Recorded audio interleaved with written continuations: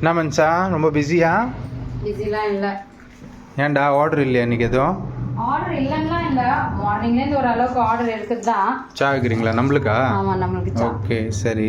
மார்னிங்லேருந்து order எதுவும் பெருசாக இல்லை, அப்படி ஸ்லோவாக இருக்குது டே. ஸ்லோவாக இருக்குது. ஓகே நேற்று வீடியோலாம் போடல போலகுது, எதுவும் வீடியோ எடுக்கல நேற்று? நேற்று அந்த மாதிரி தான் இருந்தது.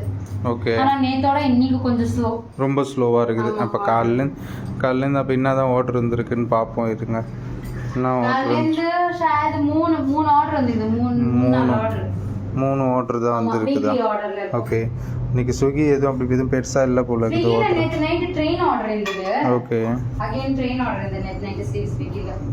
ஓகே. டோட்டலாகவே என்னால் வீடியோ எடுக்க முடியல.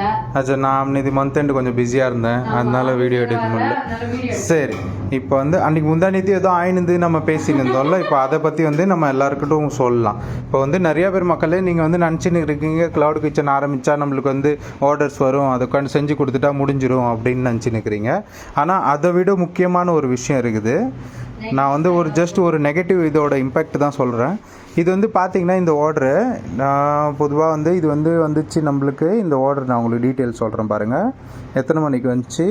Around 30 June night 3:16. இது வந்து மத்தியான டைமில் நைட்டு 3:16 இந்த ஆர்டர் வந்துச்சு. அரவுண்டு வந்து இவங்க சேத்தன், இவங்க பேர் தான் சேத்தன், வந்து 7 கிலோமீட்டர் தூரம் நம்ம ஹோட்டல்லேருந்து, அதாவது நம்ம க்ளவுட் கிச்சன்லேருந்து 7 கிலோமீட்டர் தூரத்தில் ஆர்டர் பண்ணியிருக்காங்க. என்னென்ன ஆர்டர் பண்ணியிருக்காங்கன்னு ஒரு வாட்டி பாருங்கள். டொமேட்டோ ரைஸு, தவா ரொட்டி, தக்காளி சட்னி, ஆலு தவா ஃப்ரை, சாம்பார் ரைஸ், பூரி. ஓகேவா? அது நம்ம 3:16 கண்ணு முழிச்சு நம்ம வந்து இவங்களுக்கு வந்து எல்லாம் சுட சுட செஞ்சு கொடுத்தா அவங்க எல்லாம் சாப்பிட்டுட்டாங்க. இங்கேருந்து ஆர்டர் வந்து ரைடரும் பிக்கப் பண்ணி போயிட்டான், அதை சாப்பிட்டு முடிச்சுட்டாங்க. அதுக்கப்புறம் வந்து ஒரு 1.5 hours எங்களுக்கு ஒரு கம்ப்ளைண்ட் வந்தது. இந்த ஆர்டர் வந்து இன்கரெக்ட் ஐட்டம் டெலிவர்னு. முக்கியமான விஷயம் நான் காமிக்கிறேன். இன்கரெக்ட் ஐட்டம் டெலிவர்டு, அதான் மேலே பாருங்கள், ராங் ஐட்டம்ஸ் டெலிவர்டு. கஸ்டமர் வந்து ரீஃபண்டுக்கு வந்து ரெக்வெஸ்ட் பண்ணுறாராம்.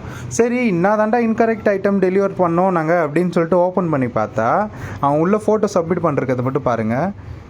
பீஸாவா, பாஸ்தாவா, மோமோஸா, இந்த ஐட்டம்லாம் வந்து நாங்கள் செஞ்சு கொடுத்தோன்னு சொல்லிட்டு இந்த ஐட்டம் நாங்கள் டெலிவரி பண்ணிட்டோமா, அவங்க போட்ட ஐட்டம் டெலிவரி.